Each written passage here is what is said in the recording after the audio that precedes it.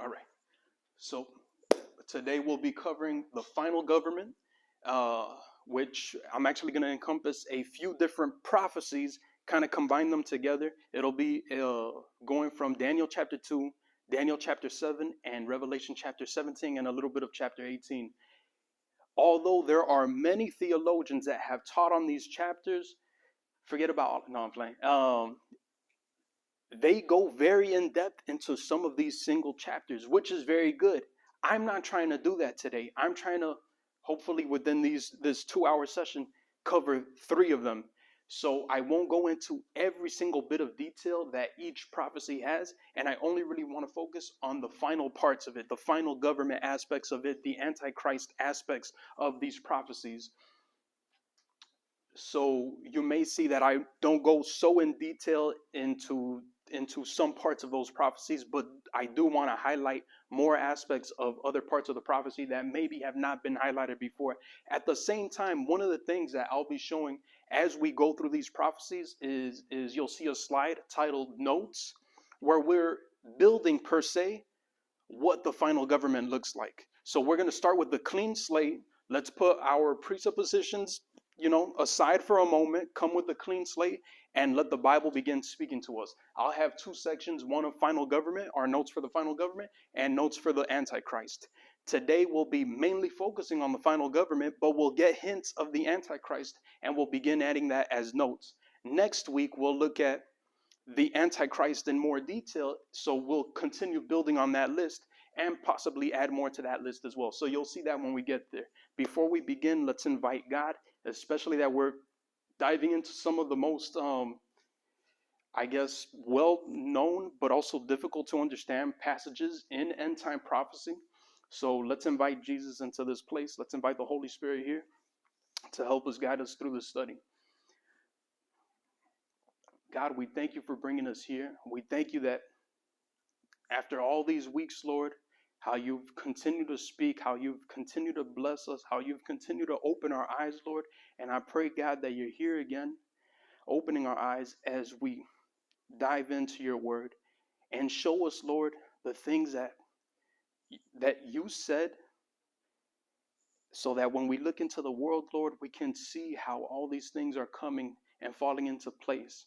Even if they're not in the news right now, Lord, I pray that your words shine a light to the things that are brewing, Lord. We pray this in your name, Jesus. Amen. All right. So, certain major prophecies pertain to the final government of the tribulation, while other prophecies focus on the personality of the Antichrist. My goal is to separate the two, study each individually, then combine all the pieces for a clear picture. That's what we're trying to do this week and next week. So this week, although some of these prophecies, they touch at both, like what we're looking at today, they mainly focus on governmental prophecies, the government of the Antichrist, which is Daniel 2, Daniel 7, and Revelation 17 through 18. And then the personality of the Antichrist, giving more details of the individual, which is also important. Like that, we don't just go out and point to anybody, oh, this is the Antichrist, oh, that's the Antichrist, but that we get to see what the Bible says that the Antichrist is like. Looking at next week, Revelation 12 and 13, Daniel 3, Daniel 8, Daniel 11. And on top of that, I always want to mention that it's not just these prophecies that speak on these things. There are many prophecies all throughout the Bible. These just happen to be the most significant of the bunch. And when important, when necessary, I'll supplement these chapters with other key prophetic verses, and I'll probably do that more here. One of the ideas, which I'm getting a little bit ahead of myself concerning the Antichrist, I will continue to use that title, Antichrist, just because it's the one that we're most comfortable with.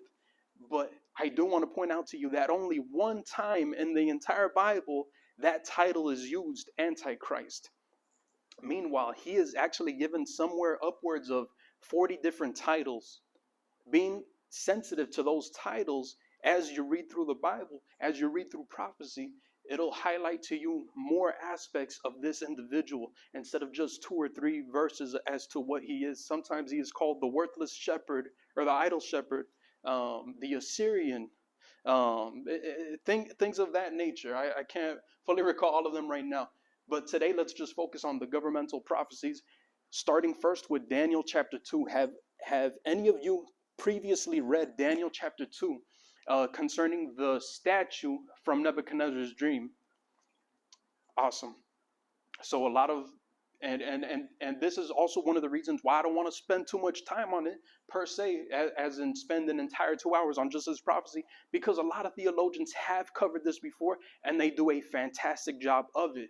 I just really want to focus on the last part concerning the iron and clay and the 10 toes. So I'm getting a little bit ahead of myself, but we're not going to read the whole chapter. We're going to read parts of the chapter. And the first thing I want to summarize is chapter 2, verses 1 through 23. We're not going to read that, but this is essentially that portion summarized. So Nebuchadnezzar has a dream. He challenged his wise men to tell him and interpret the dream. So he didn't tell them what the dream was. He said, tell me what the dream is. I had a dream. I'm not going to tell you what it is. Tell me what it is and interpret it for me. That's a pretty large task. None of them could do it. So because none of them could do what the king had asked, he asked for all his wise men to be killed. So he got mad. He's like, you guys can't do it? Well, you're all going to be killed. Meanwhile, Daniel and his friends prevented this by praying to God to reveal the king's dream. So they're like, whoa, we're about to die, because they couldn't figure it out. Well, let's pray to God so that he reveals to us what that dream was. Lo and behold, Daniel praises God because he received that revelation as to what that dream was, and then eventually also told him the interpretation of it. So now let's begin from verse 24 through verse 35, where Daniel recounts the dream. So Daniel chapter 2, verse 24. Then Daniel went in to see Arioch, whom the king had ordered to execute the wise men of Babylon. Daniel said to him, don't kill the wise men. Take me to the king, and I will tell him the meaning of his dream. Arioch quickly took Daniel to the king and said, I have found one of the captives from Judah who will tell the king the meaning of his dream. The king said to Daniel, also known as Belteshazzar, is it true? Can you tell me what my dream was and what it means? Daniel replied, there is no wise men, enchanters, magicians, or fortune tellers that can reveal the king's secret. But there is a God in heaven who reveals secrets, and he has shown King Nebuchadnezzar what will happen in the future. Now I tell you your dream and the visions as you laid on your bed. While the majesty was sleeping, you dreamed about coming events. He who reveals secrets has shown you what is going to happen. And it is not because I am wiser than anyone else that I know the secret to your dream, but because God wants you to understand what was in your heart. In your vision, your majesty, you saw standing before you a huge shining statue of a man. It was a frightening sight. The head of the statue was made of fine gold. Its chest and arms were silver. Its belly and thighs were bronze. Its legs were iron, and its feet were a combination of iron and baked clay. As you watched, a rock was cut from a mountain, but not by human hands. It struck the feet of iron and clay, smashing them to bits. The whole statue was crushed into small pieces of iron, clay, bronze, silver, and gold. Then the wind blew them away without a trace, like chaff on a threshing floor. But the rock that knocked the statue down became a great mountain that covered the whole earth. So that's the dream. We end up finding out that those are it represents 4 empires. So let's just let Daniel continue speaking. So now from verses 36 through 45, he begins explaining the dream. So verse 36, this was a dream. Now we will tell the king what it means. Your majesty, you are the greatest of kings. So of the gold, silver, bronze, and iron, he's telling him that he is the gold. And he continues from that point. So verse 37, your majesty, you are the greatest of kings. The God of heaven has given you sovereignty, power, strength, and honor. He has made you the ruler over all the inhabitants of the world, and has put even the wild animals and birds under your control, and you are the head of gold. But after your kingdom comes to an end, another kingdom inferior to yours will rise to take your place. After that kingdom has fallen, yet a third kingdom represented by bronze, will rise to rule the world. Following that kingdom, there will be a fourth one, as strong as iron. That kingdom will smash and crush all previous empires, just as iron smashes and crushes everything it strikes. The feet and toes you saw were a combination of iron and baked clay, showing that this kingdom will be divided. I'll keep reading till 45. Um, like iron mixed with clay, it will have some of its strength of iron, but while some parts will be as strong as iron, other parts will be as weak as clay. The mixture of iron and clay will show that these kingdoms will try to strengthen themselves by forming alliances with each other through intermarriage, but they will not hold together, just as iron and clay do not mix. During the reign of those kings, the God of heaven will set up a kingdom that will never be destroyed or conquered. It will crush all these kingdoms into nothingness, and it will stand forever. That is the meaning of the rock from the mountain, though not by human hands, that crushes to pieces the statue of iron, bronze, clay, silver, and gold. The great God was showing the king what will happen in the future. The dream is true and its meaning is certain. And then the last portion, we don't have to read that, but Nebuchadnezzar then rewards Daniel. So what did we just read? You've probably, if you've ever studied this, you've probably seen a statue like this, speaking of the four portions, per se, of this statue. So the head of gold, that was Nebuchadnezzar. This is being written during Daniel's time, which is during the reign of Babylon. So he is speaking to the Babylonian king, and it's the Babylonian king Nebuchadnezzar who is having this dream. So from his perspective, it's starting over here, where he is the head of gold. Then it transforms to silver, bronze, iron. Now, historically speaking, what were the transitions of empires that occurred? Historically speaking, yes, it was the Babylonian Empire that existed from 625 BC to 539 BC. Then it was the Medo-Persian Empire, represented by the chest of silver. So right after, and you see actually the Medo-Persian kingdom coming in during the book of Daniel. You see that it wasn't Nebuchadnezzar after a certain time, and that occurred from 539 BC to 331 BC. Then we see the bronze belly and thighs representing the Greek Empire, which came in after the Medo-Persian Empire.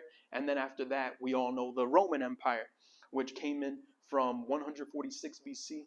And again, what is commonly proposed, the commonly proposed interpretation, that it came in through 476 BC. And then most theologians, I want to first present to you what most theologians state. Then they say that the iron and clay feet are the revived Roman Empire. Now, I differ from how some of these details are laid out from the commonly proposed interpretation. 9 out of 10 theologians are going to say that it's like this. And they're pointing at the fact that the iron and clay feet is specifically for the tribulation. I actually want to look at this from a slightly different perspective. So I want to present to you my proposition, Paul's proposition over here. So a lot of it is the same until we get to the Roman Empire. And this is where I want to point out to you that the Roman Empire did not cease to exist in 400 AD. It continued, technically speaking, till 1453, except it was not called Rome. It was under the Byzantine Empire. One of the things you end up seeing is that there's a left and a right wing to the Roman Empire.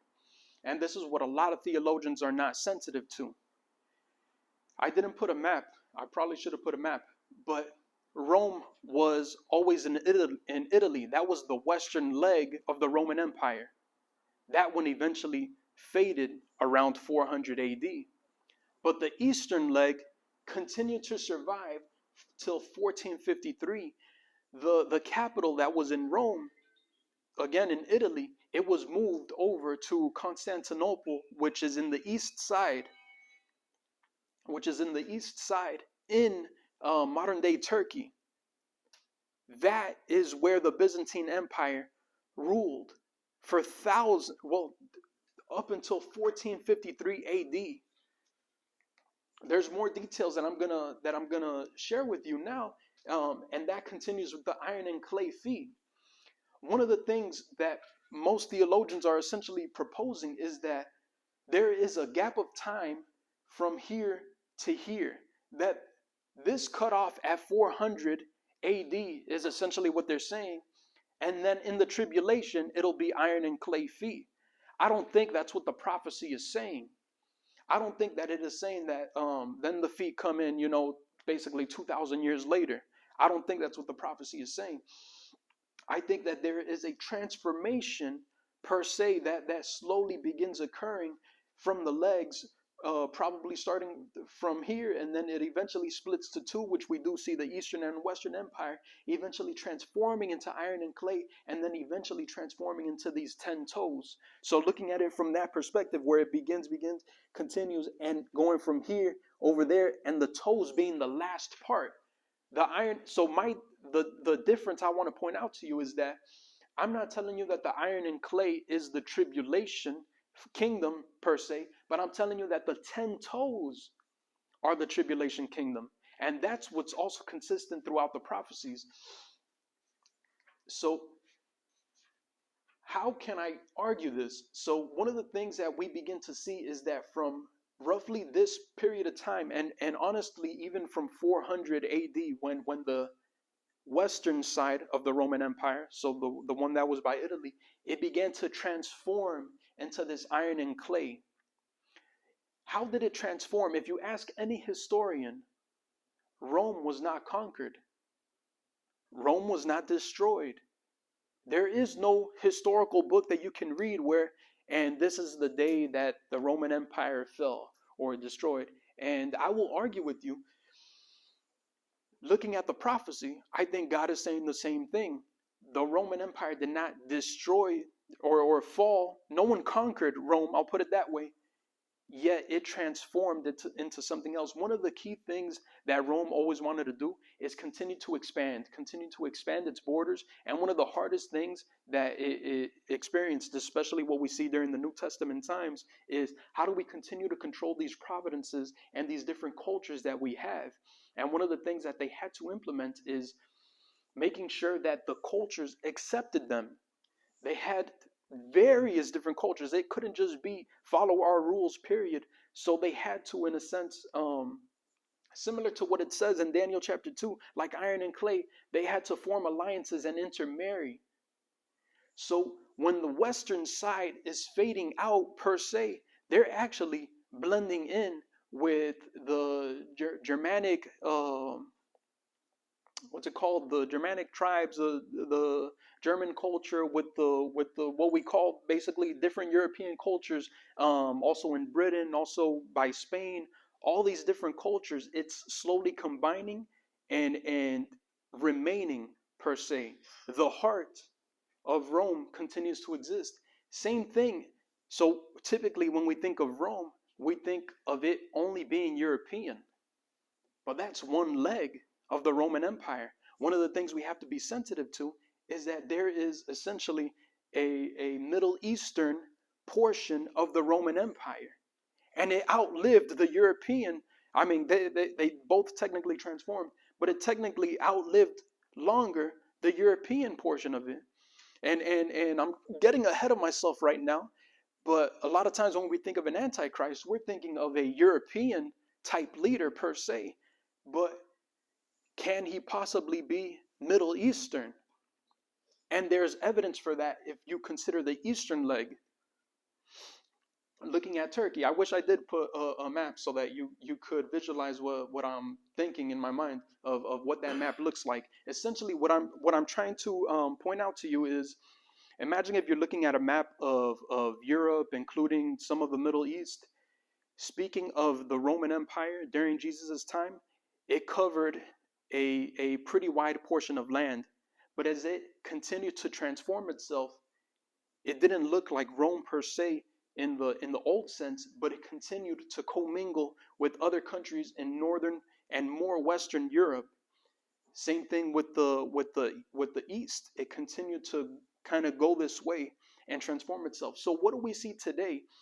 If this is the case, what do we continue to see then? If this is the case, that's what it means by the transformation, by the iron and clay, how far does the iron and clay go? Can you technically say that the United States is also part of that iron and clay? Can you technically say that Australia is part of that iron and clay? Doesn't it have some of its roots in some of the British and European side, which was also slightly combined? And I don't have the answer to this, but it's just speculation. Can you stretch that iron and clay? Eventually, what I do want to say is that yes, you can. Yes, you can. When you look at 1945, so for hundreds of years, it's been transforming, and we continue to live in this transformation. And if anything, we're continuing to see a stronger emphasis of this combining and transforming of iron and clay. What do we specifically see in 1945? The creation of the United Nations. I believe that that's, again, a higher, a stronger evolving, getting deeper into this iron and clay. We're not at the 10 toes yet. There's a bunch of members of the United Nations. The prophecy tells us that eventually there will be 10 kings that arise from it. There's not 10 kings today. There's a lot of different leaders in the UN. But just the fact that the United Nations came into existence, when that happened back in 1945, theologians were freaking out. That's it. The end times government is happening. It's coming, but slowly but surely. What do we see today? The unity trying to grow from things like the Great Reset, from the things like the World Health Organization, trying to unite the world because of a pandemic. Whether or not you want to call it real or fake, I don't care. At the end of the day, the virus will literally get you sick. But so I'm not here trying to argue that. But the purpose that they're putting behind it of joining the world, that is what scares me. I'm not here to argue about no virus, whether it was man-made or not. It may have been. But that's what I want to point out to you. The fact that this iron and clay continues to be emphasized and stretched out throughout the entire world. That how is it that every leader of every country all had the same agenda? They all had the same idea. There was no unique country. Yeah, sure, some of them slightly differed, but they all treated it 100% the same. All had almost the same words coming out of their mouth. Is that the iron and clay that we're seeing into action? I didn't speak of it. I didn't speak on it when we saw it. Let me just go back for a moment. Oh Lord.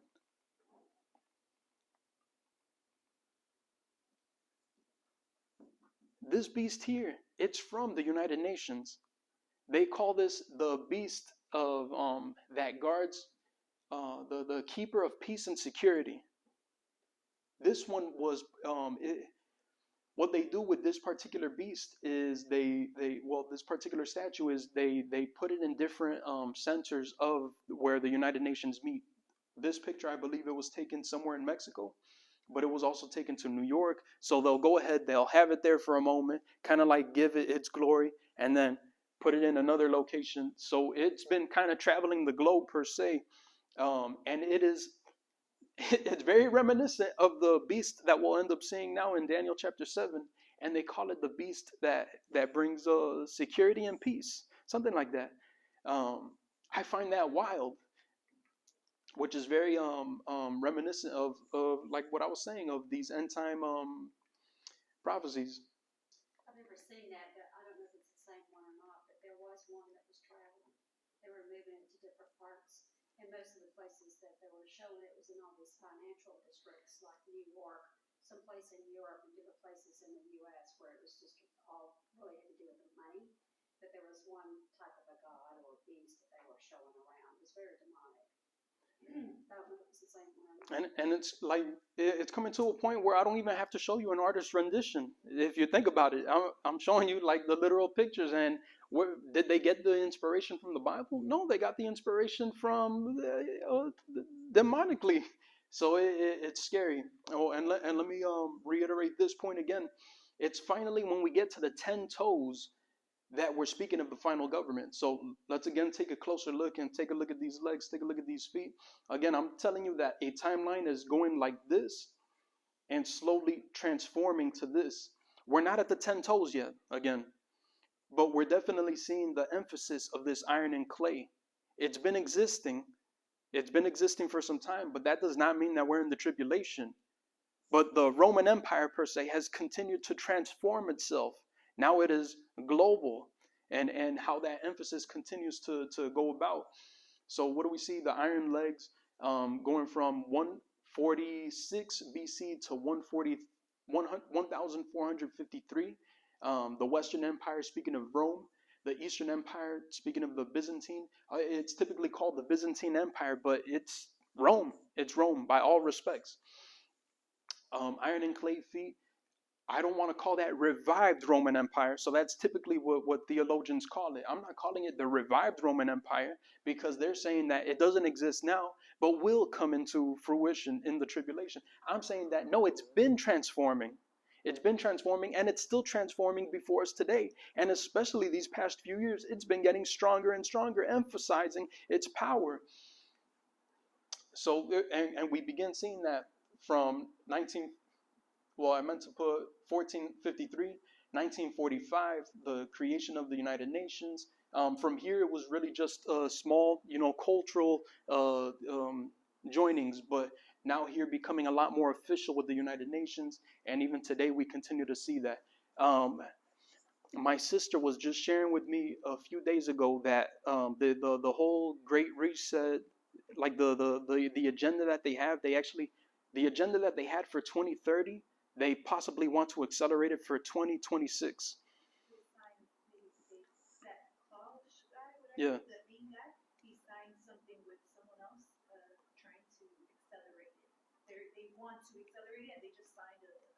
And a lot of this Great Reset is again emphasizing the fact of this iron and clay. It'll eventually get to a point. So again, I'm getting a little bit ahead of myself, but it'll eventually get to a point that when we're entering the tribulation, there are 10 leaders. Maybe they also represent countries or whatever you want to call it. It's 10 leaders, 10 kings representing different countries. And out of that, there is an 11th one. And that's what we need to focus on. The Antichrist is not one of those 10. The Antichrist is not the iron and clay. And he's not one of those 10. The Antichrist is an 11th toe. Even though it's not put like that in Daniel, we'll see the 11th horn in Daniel chapter 7. So transformed. So notes, Rome was never conquered. Any historian will tell you the same thing. Rome was never conquered. Rome continued to join with other cultures. And I'm not about to do a whole history class, but you can look that up yourself. I dived in and I saw it for myself. Rome was never conquered. and that's always what's mentioned. Where also a lot of theologians, I feel like, fall into a trap is thinking that the Holy Roman Empire is Rome today. And that's it. Again, any historian will tell you that the Holy Roman Empire is neither holy nor Roman nor an empire. It's all just a title. Do they have a possible correlation to what is happening in the end times? Possibly. Look at how the Pope is moving. Is the Pope the Antichrist? I don't think so. I think it's going to be a Jewish individual that can call himself the Messiah. It's hard to do that when you're praying to the Virgin Mary. And be respected by Jews. I lost my train of thought. The way I'll put it is that some of the things, the bad things that he's doing, it is on behalf of the spirit of the Antichrist. Now, just because you are doing things on behalf of the spirit of the Antichrist does not mean you are the Antichrist. For the spirit of the Antichrist has been working since the New Testament. So do be aware of that. The gentleman you shared, Uriel, and I can't remember his other two names, has a possibility of, he might be an Antichrist, or he can also just have a very strong influence of the spirit of the Antichrist. And it's things like that, which is why I'm always cautious of, that's the Antichrist. Let's not do that. We'll find out when we're in the tribulation. But personally, my goal, because I'm a pre-tribulation believer, I don't want to be a part of the tribulation. Now, if it is like what some of our other fellow Christians believe, where it is a mid-tribulation and post-tribulation, then yeah, we'll find out when we're living in it. Because the beginning of the tribulation, that's when he is declared Messiah. So we'll see that firsthand if it's mid or post-tribulation, which I'm pretty sure, based on biblical evidence, it's not. Again, reiterating the 10 toes being the final government. The final 10 rulers arise in the tribulation. So don't try to look at 10 rulers that exist today and say that these are the ones from the tribulation. The Bible is clear that the 10 rulers arise in the tribulation. In other words, in modern terms, I'd say that they are elected. Well, quote unquote elected, because I guarantee you we're not going to be voting for this. They are per se elected into those positions, and currently not elected. Details of the kings or the toes are found in other prophecies, which we'll look at in the next few prophecies we'll be looking at. Technically, the Antichrist is the 11th toe, although there is no title in Daniel chapter 2 of 11th toe, like I had just told you. In Daniel chapter 7, we'll be seeing of a 11th horn. And it'll also tell us a little bit of his personality, something that we need to be aware of. So as we're beginning to build notes as to what the final government and the Antichrist looks like, what can we get from Daniel chapter 2? Well, right now we can establish two facts. The final government is a transformed form of the Roman Empire. Okay, that's why we see the iron and clay. Due to its clay nature, Rome may represent a wider area of a map. So if you ever do, which is something I like to do, historical views or of representations of what the Roman Empire covered, let's say during Jesus' time, during 200 BC or 400 AD, it'll give you a representation as to, how widespread it was. But I'm telling you, don't fall too much in love with that area of the map and say the Antichrist must come from here. Continue to expand and fast forward into time where you continue to see it transform. So technically, it's much, much wider. Technically speaking, it's much, much wider, especially with how things are transforming. How many nations are part of the United Nations? All of them. So don't fall in love per se with just one thing. Now, these are just the details that we get really from one prophecy. There's more prophecies which will give us more details. So let's continue to build those notes. Next, we get into Daniel's vision, Daniel chapter 7. So Daniel chapter 7, it's very similar, reminiscent of Nebuchadnezzar's dream of Daniel chapter 2, where we do see four. We see four governments per se, where it was the gold, silver, bronze, and iron. Again, we see four, but beasts instead. And this is a very similar vision, but it adds new details, and it's coming from Daniel's perspective. So let's go ahead and first read Daniel's recounting of the vision in Daniel chapter 7. That's verses 1 through 14. Earlier during the first year of King Belshazzar's reign in Babylon, Daniel had a dream. So this is already past Nebuchadnezzar, but still during Babylon. Daniel had a dream and saw visions as he laid in his bed. He wrote down the dream, and this is what he saw. In my vision that night, I, Daniel, saw a great storm churning the surface of a great sea with strong winds blowing in every direction. Then 4 huge beasts came up out of the water, each different from the other. The first beast was like a lion with eagle's wings. As I watched, its wings were pulled off, and it was left standing with its 2 hind feet on the ground, like a human being, and it was given a human mind. Verse 5, then I saw a second beast, and it looked like a bear. It was rearing up to one side, and it had 3 ribs in its mouth between its teeth. And I heard a voice saying, get up, devour the flesh of many people. Then the third of these strange beasts appeared, and it looked like a leopard. It had 4 birds' wings on its back, and it had 4 heads. Great authority was given to this beast. Then in my vision that night I saw a 4th beast, terrifying, dreadful, and very strong. It devoured and crushed its victims with huge iron teeth and trampled its remains beneath its feet. I want to point out to you that it just so happens to also have iron, again, pointing at that similarity of the iron from the statue now. And remember kind of those materials, because we will see it come again in another prophecy. So verse 8, as I was looking at the horns, so the horns in this case are reminiscent of the toes that we saw in Daniel chapter 2. As I was looking at the horns, suddenly, and mind you, how many horns did it have? It had, then in my vision, I saw a fourth terrifying beast. It devoured and crushed. Okay. In verse 7, it mentions that it has 10 horns. So let's continue into verse 8. So there's 10 horns first with the beast. Then verse 8, as I was looking at the horns, suddenly another small horn, not a large horn, a small horn appeared among them. 3 of the first horns were torn out by the roots to make room for it. So this small horn also kicks out 3 of the 10. I don't know what exactly that looks like when it happens, but the small one takes out 3 of them.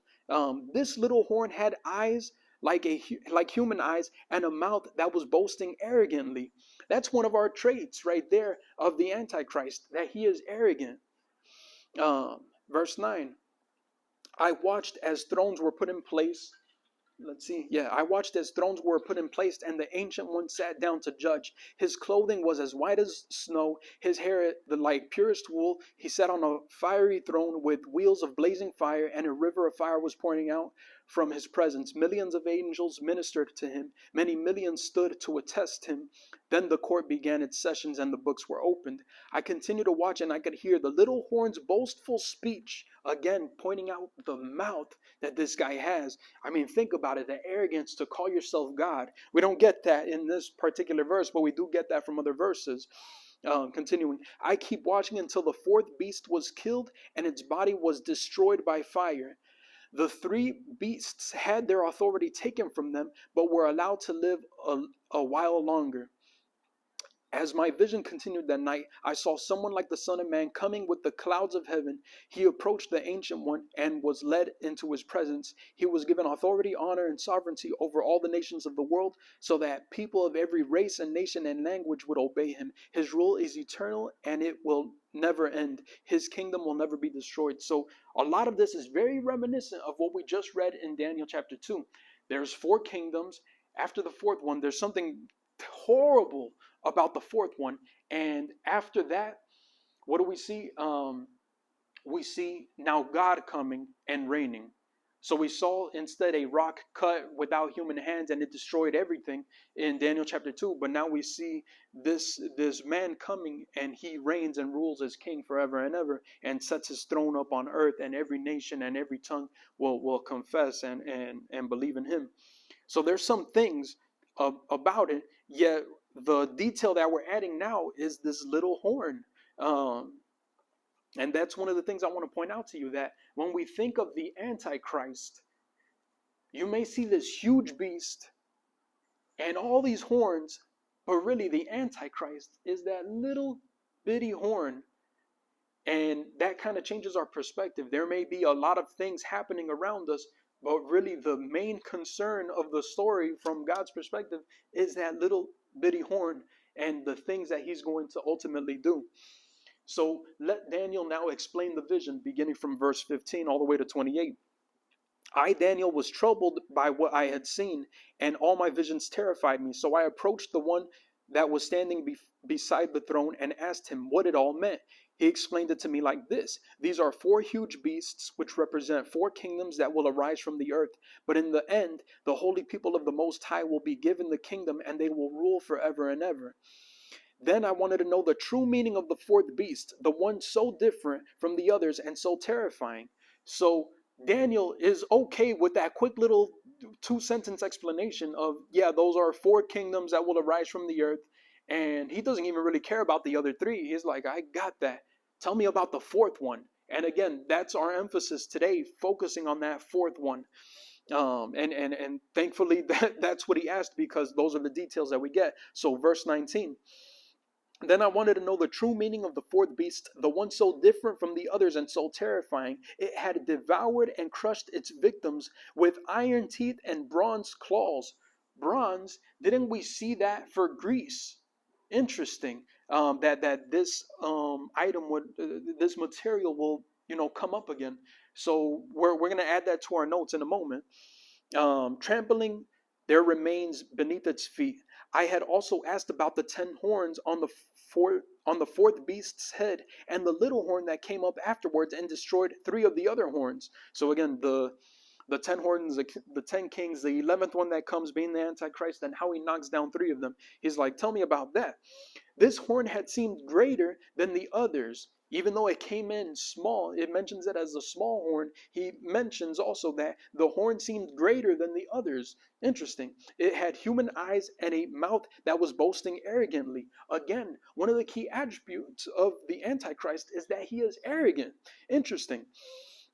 Verse 21. A lot, and this is why I always love how I love mentioning. Let's ignore the thought of movies like Left Behind and things like that. A lot of times, the Antichrist is portrayed as someone that's well put together and very subtle in his movements. Yet the Bible is saying, no, this guy is mad arrogant.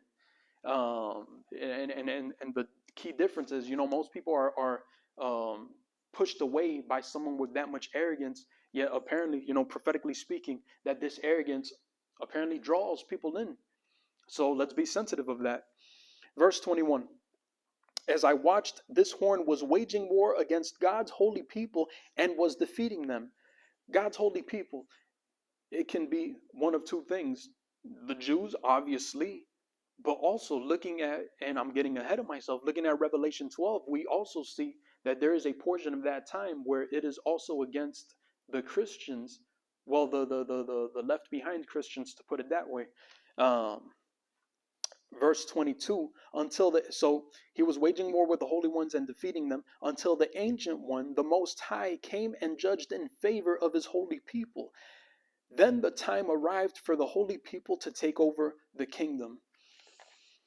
Verse 23, then he said to me, this fourth beast is the fourth world power that will rule the earth. Interesting. So this goes in contrast to what a lot of theologians say about Daniel chapter 2, where essentially there is a gap, there is a revival of Rome.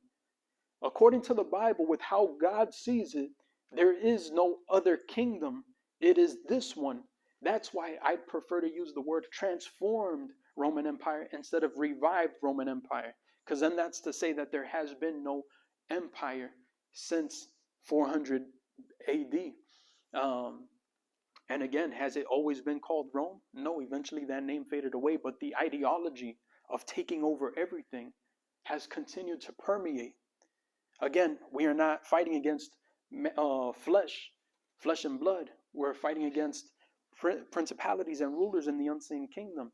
So that philosophy of Rome, of just conquering everything, that continued to prevail and grow, and as we see, transform into what we have today. But continuing, then he said to me, again from verse 23, he said to me, this fourth beast is the fourth world power that will rule the earth. It will be different from all the others. It will devour the whole world, what we see occurring today, trampling and crushing everything in its path. Its 10 horns are 10 kings that will rule that empire. Again, those 10 do not exist today. We're not at that point yet. That would be essentially the end of the feat. We're not there yet. Then another king will arise different from the other 10, who will subdue 3 of them. So we're not at the 10 yet, but even after the 10 arise, after that, now the little horn comes. So it's interesting. When does the Antichrist come? I thought he was going to be revealed at the beginning of the tribulation. And maybe he is revealed at the beginning of the tribulation, but still not set up as a king per se. So maybe he is declared religiously as a Messiah, and helping, draw these peace covenants. Looking at Daniel, thinking of Daniel chapter 9 right now, verse 27, thinking of that treaty. But he's not elected as one of these kings of this final government until much later, where he comes in as the small horn per se, but ends up subduing subduing 3 of them. So it's interesting. You can almost say that if he is referred to as a small horn, that maybe he's not he's kind of like looked down upon in some respects until eventually he begins to flex his power. But let's continue. 10 horns who subdue 3 of them. Verse 25, he will defy the Most High and oppress the holy people of the Most High. He will try to change their sacred festivals and laws, and they will be placed under his control for a times, and half a time. Well, what does times, and half a time mean? That's synonymous to 3.5 years. That's synonymous to 1,260 days. Again, the reason why we spent like 3 hours just on Daniel chapter 9, it's all synonymous to that. So right there from verse 25, it is specifically saying that the Antichrist will become that 11th horn, reign as king in the second half of the tribulation. Yet also from other prophecies, we see that the Antichrist is revealed at the beginning of the tribulation. So again, pointing at the same idea that I was telling you, maybe he is shown religiously as a political figure, but not necessarily elected as king until the second half. And what festivals and laws is he changing? Is he changing the Christians' festivals and laws? No, it's not about us. It's about Israel. So it's changing those things, changing also what we see from Daniel chapter 9, verse 27, stopping the sacrifices and offerings happening from the temple. One of the things that I covered last week about the temple abominations is all the bad things happening in the temple. That coincides with when the Antichrist is reigning. It's specifically at the second half. And I'm sorry, I just realized that I never uploaded that video until right now this morning. So I'm basically a week behind, but you guys could catch up on that some other day. Verse 26, then the court will pass judgment and all his power will be taken away and completely destroyed. Then the sovereignty, power, and the greatness of all the kingdoms under heaven will be given to the holy people of the Most High. His kingdom will last forever and all the rulers will serve and obey him. This was the end of the vision. I, Daniel, was terrified by my thoughts and my face was pale with fear, but I kept these things to myself. So it ends in a similar fashion. After all these worldly things, after all these bad things, after this final government, after this Antichrist, then Christ comes, the Messiah, the ruler, and he comes and he reigns as king on earth, taking away all the authority from these other kingdoms. So these are essentially the 4 beasts that we see. I mean, it's an artist rendition as to what they look like. And again, looking at the beast, we don't want to look at the beast and say that is the Antichrist. We want to look at that little tiny horn that's not even here right now and be like, oh, it's that one. That's the Antichrist. You get me? So it's a slightly different perspective as to what we're looking at. And one of the things I had mentioned, he has iron teeth and bronze claws. So a little bit reminiscent of, yeah, he's still Rome, yet speaking of that clay, now he also has some bronze with him too. And we're going to keep on looking at other prophecies where, like Revelation 17, where does he have other kingdoms essentially combined with him? And of course, what I'm arguing is, of course, look at the United Nations. It has literally every kingdom combined. Yet everyone, even though they're individually sovereign nations per se in the United Nations, they all seem to be following a similar agenda. And that should scare us. The only thing different about the UN right now today is that they don't have an army. But they are definitely still pushing out agendas. So whatever. Let's continue. So 4 major groupings, similar to the gold from Daniel chapter 2, to the lion here, the silver and the bear, the bronze and the leopard, the iron and the beast. Just comparing from Daniel chapter 2 to Daniel chapter 7. I'm not going to spend on all the little significances of, oh, why the bear, why the devouring, why the 4, which it's interesting. This speaking of Alexander the Great, how he came and conquered, and how the Greek Empire eventually split into 4. But I'm not going to focus on that today. You can definitely research that yourself. A lot of theologians have spoken about this for a very long time. I just want to continue to focus on this last part just for the sake of time. So the 4th empire is a mixture. 10 kings will arise. The beast in Daniel 7 represents the final form. So here, per se, we're not looking at the iron per se when Daniel is looking at this beast.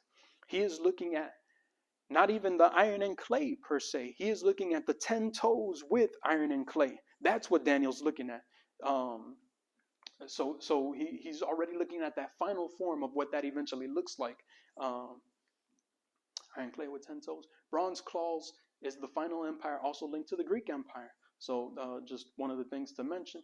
And the 11th horn is the Antichrist. So let's continue building these notes as to what the final government and the Antichrist looks like. Again, we started with a clean slate, but now we looked at a second prophecy. We're going to take a break now before we finish with Revelation 17 and 18, and also just kind of conclude all this information. But continuing with the notes, so final government is transformed form of Roman Empire, and it's continued to spread. Due to its clay nature, Rome may represent a wider area on a map. Yes, we've agreed to that. 10 kings will rule the empire at first, but now what do we see at the second half of the tribulation? The 11th king comes, the Antichrist, and he will subdue 3 of the 10. I don't know how that's going to work out, but we'll eventually see that. Hopefully from up in heaven, we'll see that. And then possible connection to Greek Empire. All right, now let's look at the Antichrist notes. He is the 11th king of the 10. Of the 10 that arise. Again, don't be counting 10 today. 10 don't exist today. He reigns as king in the second half of the tribulation, another fact that we established. And speaking of his personality, and we'll focus more on his personality next week, he has a boastful mouth. He is arrogant. So interesting to say. He is not a subtle guy. He is not a whisperer per se. He'll be loud about it. So just something to be cautious about. So let's take a pause now, maybe 5 minutes. Let me double check the time. And then we'll jump back into Revelation chapter 17. And then we'll kind of just conclude this information.